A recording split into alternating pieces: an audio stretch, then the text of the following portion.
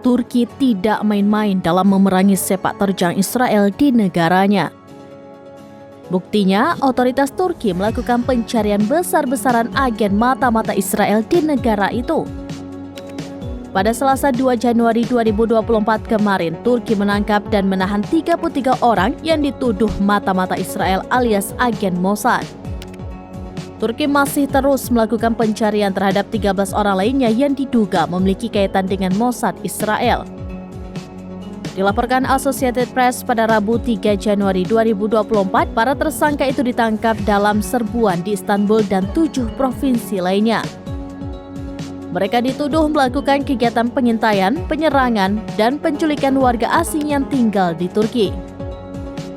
Para tersangka itu diduga direkrut untuk melakukan spionase terhadap warga Palestina yang tinggal di Turki, serta aktivis Israel yang menentang pemerintah mereka. Pejabat Israel diduga menghubungi para tersangka melalui media sosial. Laporan ini muncul beberapa minggu setelah Kepala Agen Keamanan Dalam Negeri Israel, Shin Bet, mengatakan melalui rekaman audio bahwa organisasinya siap menghancurkan Hamas di setiap tempat, termasuk di Lebanon, Turki, dan Qatar. Presiden Turki Recep Tayyip Erdogan memperingatkan Israel akan konsekuensi serius jika mereka tetap melanjutkan ancamannya untuk menyerang pejabat-pejabat Hamas di tanah Turki.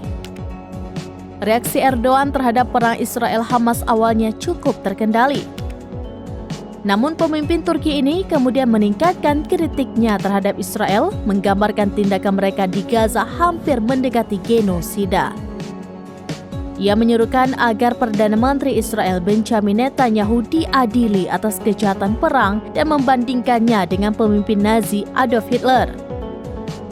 Erdogan yang pemerintahannya menjadi tuan rumah bagi beberapa pejabat Hamas di masa lalu juga menyatakan kelompok militan tersebut yang dianggap sebagai organisasi teroris oleh Israel, Amerika Serikat, dan Uni Eropa sedang berjuang untuk pembebasan tanah dan rakyatnya.